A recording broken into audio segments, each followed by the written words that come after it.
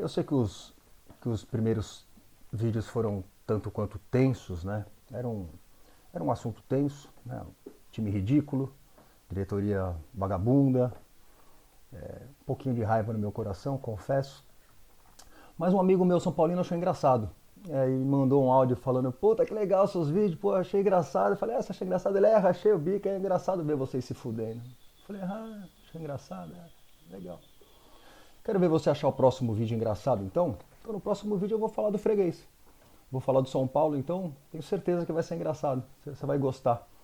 Então vamos lá. Hoje vamos, em homenagem à torcida tricolor, vamos falar um pouquinho do São Paulo e dessa incrível freguesia que assola o futebol paulista e brasileiro.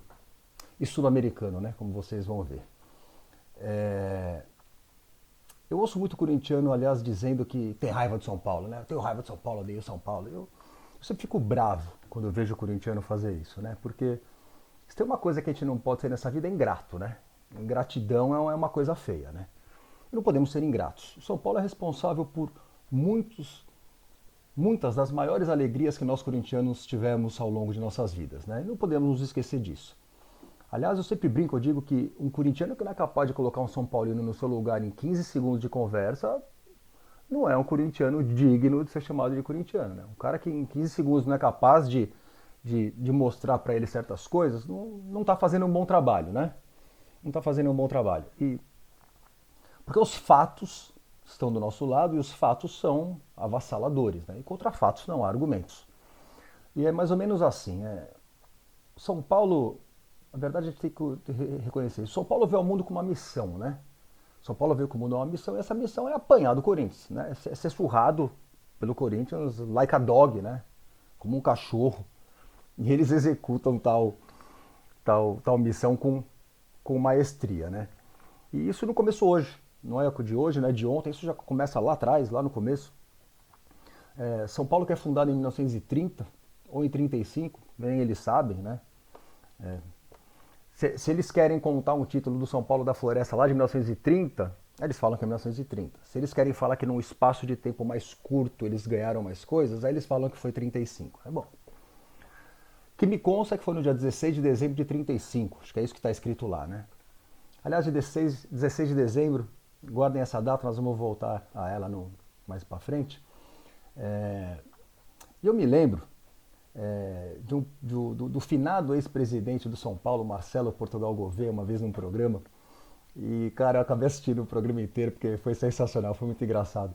Ele fala que sobre a fundação do São Paulo, sobre a construção do Morumbi, e ele fala que um dos motivos pelos quais o São Paulo teve que construir um estádio grande como o Morumbi era para que lá coubesse a torcida do Corinthians, com quem o São Paulo rivalizava, sonhava em rivalizar, né? Ou seja, notem, desde o começo os caras estão pensando na gente, né? Construíram um estádio pra gente, pô. Eles mesmos reconhecem isso, e não podemos ser ingratos, né?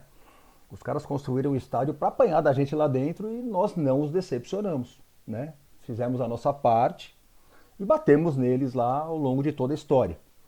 Se a intenção deles era essa, conseguiram, muito obrigado. Não podemos ser ingratos, né? E é óbvio que construíram o estádio pra gente, pra quem seria? Pra eles é que não era, né? São Paulo é... Você que é mais novo aí talvez não saiba, deixa eu falar uma coisa. O São Paulo por muito tempo foi inexpressivo. E não estou querendo esculachar. É exatamente isso. Os times grandes de São Paulo sempre foram Corinthians e Palmeiras.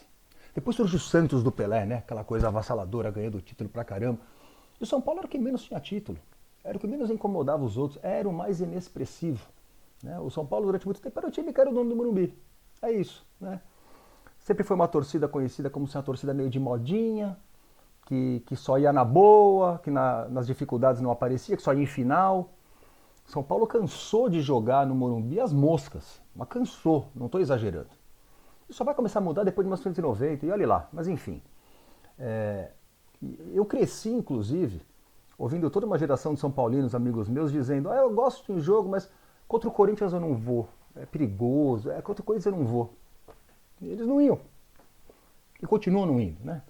Mas isso é outra história. O que eu estou querendo dizer é o seguinte: eles sempre foram coadjuvantes, né? E o Morumbi sempre foi nosso. Verdade é uma só, né? Vale lembrar que esse dado é interessante, dos 10 maiores públicos da história do Morumbi, 6 são do Corinthians. Inclusive o maior, de 77, do segundo jogo da final contra a Ponte. Muitos pensam que é o terceiro, o do Basílio não é, é o segundo. Mais de 146 mil pagantes. Recorde esse que jamais será batido, até porque os estádios hoje em dia encolheram, né? Mas você vê, dos 6 maiores públicos da história do Morumbi, 6 são do patrão, né? Os outros 4 devem ser um da Igreja Universal do Reino de Deus, rifa de moto, enfim, o jogo deles aqui não era, né? Mas enfim. Mas voltando à história, que é o principal do vídeo de hoje, é tentar deixar claro para vocês, mostrar como essa freguesia é histórica, como essa freguesia é crônica, né? E tão histórica e tão crônica que, de certa forma, eles já aprenderam a se divertir um pouco com isso, ou pelo menos a levar mais numa boa, né? Já é normal, pelo menos meus amigos são paulinos mais velhos falam para mim, São Paulo tá bem, mas domingo é o Corinthians e vai dar lógica. Eles já sabem, né? Eles já perceberam como é que a banda toca, né? E os números não mentem, né? Eu vou falar para vocês. É assim. Em 1938, o Corinthians pega o São Paulo na final do Campeonato Paulista e ganha. Eles ganham em 57. Depois o Corinthians ganha o bicampeonato da democracia em 82 e 83. Eles ganham o Paulista em 87. O Corinthians ganha o Brasileiro em 90. Eles ganham o Paulista em 91. O Corinthians ganha o Paulista em 97.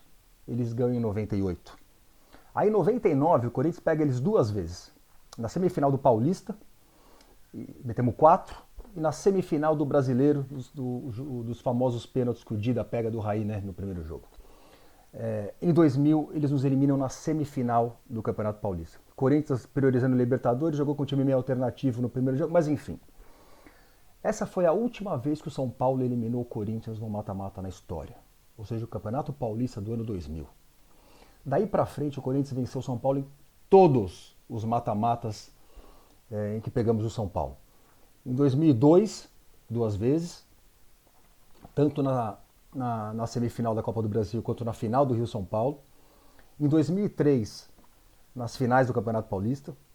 Em 2009, na semifinal do Campeonato Paulista. Em 2013, na final da Recopa Sul-Americana. E no tricampeonato 17, 18 e 19, os 3 passando pelo São Paulo, tá? O placar disso que eu acabei de falar aqui agora é 15-5 para o Corinthians. Em finais, 8-4. É uma surra, né? Uma surra, não é um clássico, é um estupro. Né? É uma maldade que a gente faz com os caras, né? Não há como negar, os números estão aí para mostrar isso, né? E com requintes de crueldade, né? Sempre foi divertido, né? A verdade é essa, né? Em 82, dizem os mais velhos que o São Paulo era favorito. O time deles era melhor. Eles tinham uma obsessão com o tricampeonato. Os outros times já tinham sido tricampeões. Eles não, eles queriam ser tricampeões. Mas deram um azar danado. Pegaram o Corinthians em 82 e deu a lógica, né? Tem um lance emblemático nessa final de 82. O Ataliba pega a bola e vai indo pro ataque. 2 São Paulinos vêm dar o combate nele. Ele passa no meio dos 2. Os caras trombam e caem. Por coisa de pastelão. É assim, de ver hoje em dia e gargalhar. O Corinthians venceu aquela final por 3-1. Depois, em 83, mais uma vez fomos campeões contra eles, no 1-1. Aquele passe de calcanhar do Zenon, o Sócrates sempre bate, os repórteres invadem o gramado, aquela coisa linda. Freguês, né? E eu tenho a prova, aliás, disso, de que já vi uma maldade com eles de chamá-los de freguês. Eu tenho o Jornal da Tarde de 83 e tem uma manchete escrita assim: 1, 2, 3, o São Paulo é freguês. Em 83, já tiravam o sarro dos caras. E o pior ainda estava por vir, né? Mas enfim, 82 e 83 deu a lógica, né? Em 88, eu não citei isso daí agora nos mata-matas, porque não era um mata-mata, mas vale a historinha também. Em 88 era o quadrangular final, o quadrangular semifinal do Campeonato Paulista. Eram 2 grupos de 4. Em um grupo caíram os 4 grandes, Corinthians, Santos, São Paulo e Palmeiras. No outro, times do interior. Cada time jogava contra o outro 2 vezes e de volta, né? Primeiro jogo contra o São Paulo no Pacaembu, o primeiro tempo virou 2-0 pro São Paulo, fora o baile, né? Foi pouco. Miller e Raí fizeram os gols deles, o Corinthians perdido em campo. Lá para os 37 do segundo tempo, a bola cruzada, o Everton de cabeça diminuiu. E já, como sempre, né, aos 44, 45, a bola que sobra no meio de campo, aquele imbecil do Rojas, que era o goleiro dos caras, corre, sai no Everton, não sei porquê, o Everton dá por cobertura. Aquela bola que parece que não vai descer nunca, devagarzinho, bateu, entrou. Pacaembu veio abaixo, 2-2. Esse jogo, aliás, é um dos maiores da minha vida. Qualquer dia falamos dele especificamente. E depois, no outro jogo no Morumbi, foi 1-1. O jogo estava 1-0 para os caras até o final do jogo. Aí o Birubiru estava 1 metro à frente do último defensor de São Paulo, ou seja, em posição legal. Birubiru empata o jogo. Os caras ficaram loucos, queriam bater na arbitragem, aquelas coisas todas. Mas enfim, deu a lógica, né? 88 deu a lógica. Em 90, no dia 16 de dezembro de 1990, aniversário dos caras, portanto, bastava um time do São Paulo comandado por Tele Santana, um time que tinha Zete, Cafu, Antônio Carlos, Leonardo, Raí, Bernardão, Elivelton, um time que era a base daquele time dos caras que brilharia ali em 92 e 93, né? Pois bastava esses caras vencer o Corinthians de Wilson Mano e companhia por 1-0. 1-0, no dia do aniversário dos caras. Era só o São Paulo ganhar de 1-0, seria campeão brasileiro. Nesse dia a torcida do São Paulo estava esmagada no meio em um gomo no Morumbi, cercada de um mar corintiano por todos os lados. Aliás, um dos dias mais lindos da história do Morumbi. Um domingo de sol, não tinha uma nuvem no céu. Tupanzinho, eterno Tupanzinho, fez 1-0 e deu ao Corinthians o primeiro título brasileiro. Deu a lógica, né? Mais uma vez. Em 97, era aquele time do Excel econômico, né? Que trouxe Túlio e outros, né? O Corinthians aquele ano ganhou de 5 do Palmeiras, de 8 do Guarani. Na Copa do Brasil ganhamos de 6 do Atlético Paranaense. E calhou do último jogo, era um quadrangular final, ser contra o São Paulo. O São Paulo precisava ganhar o jogo, o Corinthians precisava empatar. Final, se isso não é final, não sei o que é, né? O Corinthians fez 1-0 com o André Luiz, que era ex-jogador de São Paulo. E São Paulo volta para o segundo tempo, logo no primeiro minuto empata o jogo, faz 1-1. É um sonho para os caras, né? Eles tinham o segundo tempo inteiro para buscar a virada. Deu a lógica, né? Corinthians campeão mais uma vez. Em 99, cara, 99 foi lindo, foi cruel.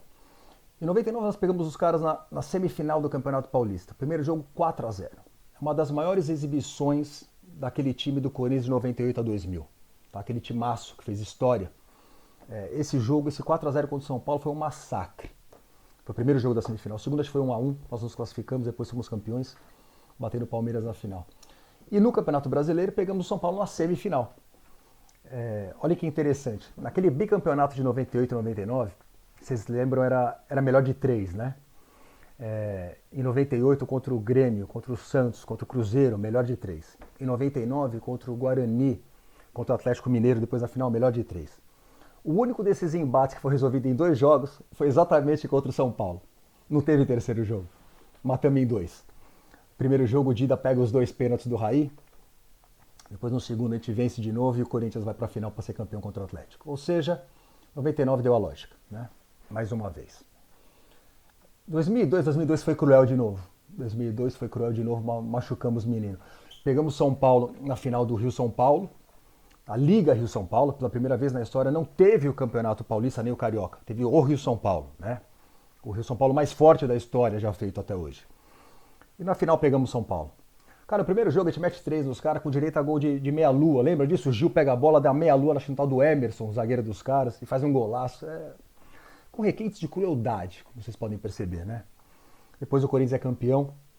Você deve se lembrar do golaço do Rogério de falta. O jogo do título.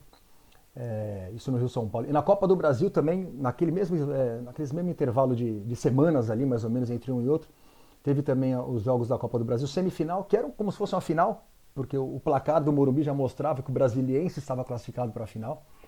Ou seja, Corinthians e São Paulo fizeram uma final antecipada e deu Corinthians, claro. Deu a lógica.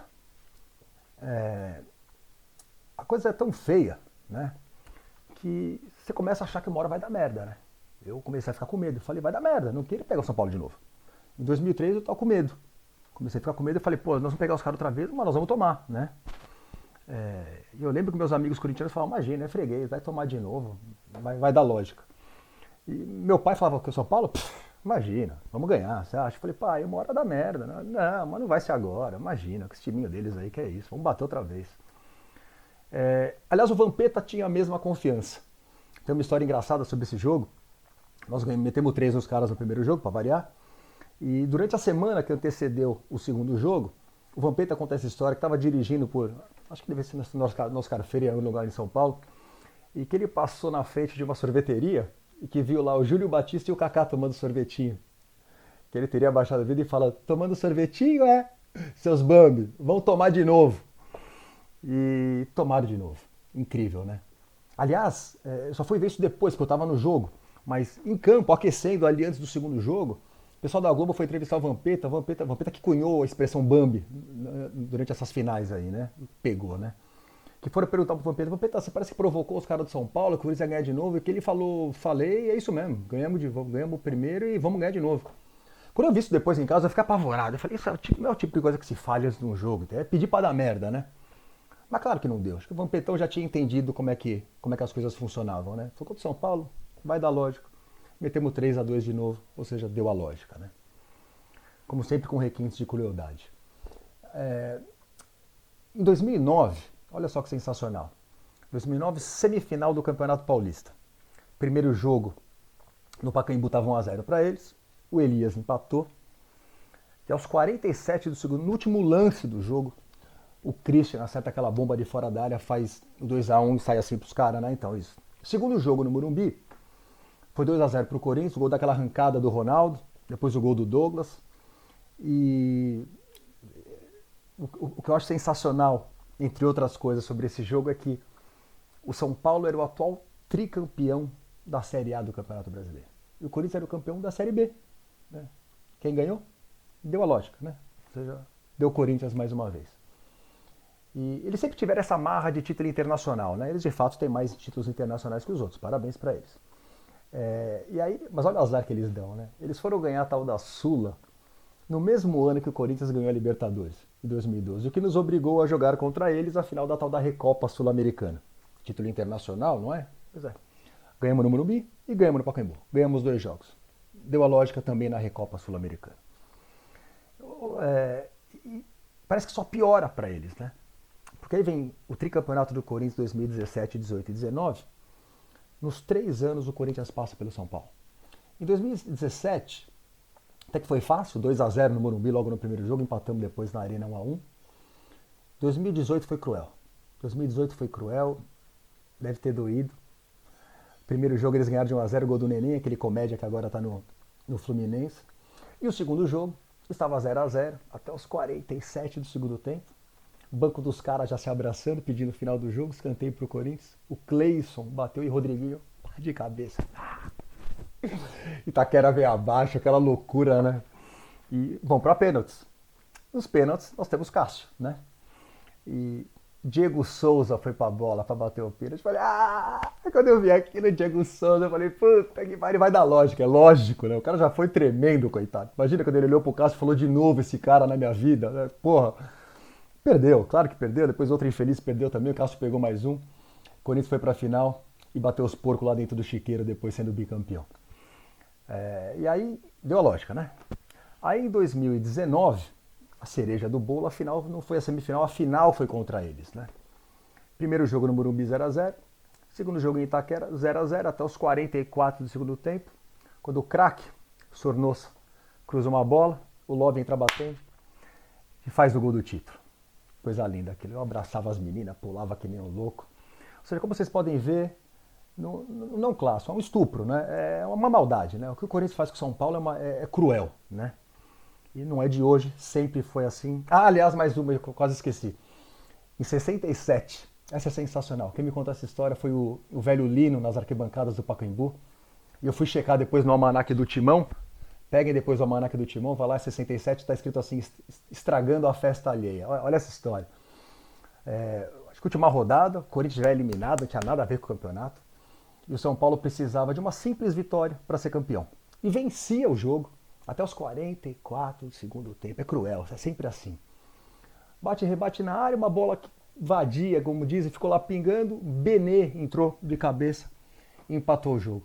Esse resultado forçou o São Paulo a fazer um jogo extra contra o Santos para ser campeão paulista em 67. E o Santos venceu por 2-1 e o Santos foi campeão. Ou seja, notem como, mesmo quando nós não temos nada a ver com a história, a gente ferra os caras, né? Enfim, deu a lógica mais uma vez. Ou seja, no geral, são quase 30 vitórias a mais para o Corinthians no confronto direto. São mais vitórias em todos os campeonatos, em todos os estádios. Em Itaquera eles nunca ganharam.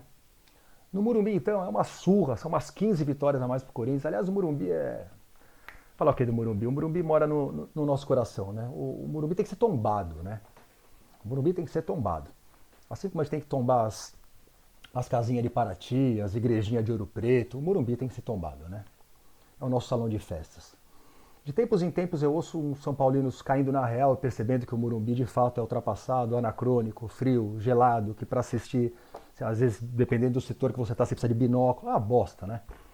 É uma bosta, mas é nosso. Nós amamos aquilo. E os caras às vezes falam, talvez a gente tenha que derrubar o Morumbi para fazer um estádio mais moderno. Não vão, não. Nós não deixaremos. Nós, corintianos, não permitiremos que o Morumbi seja derrubado. Nós amamos o Morumbi. Quando vocês forem querer derrubar o Morumbi, nós vamos nos reunir, nos reuniremos, daremos um abraço no Morumbi e o protegeremos para sempre. Pois nós amamos o Morumbi é a nossa casa. E é isso. Hoje, enquanto gravo esse vídeo, se vocês me permitem, é dia 17 de agosto, aniversário do seu Carlos Catalão, meu pai, 70 anos, o cara que me ensinou essa porra toda. Pai, te amo. Esse vídeo é para você. E São Paulinos, freguês querido, vocês moram no nosso coração. Valeu.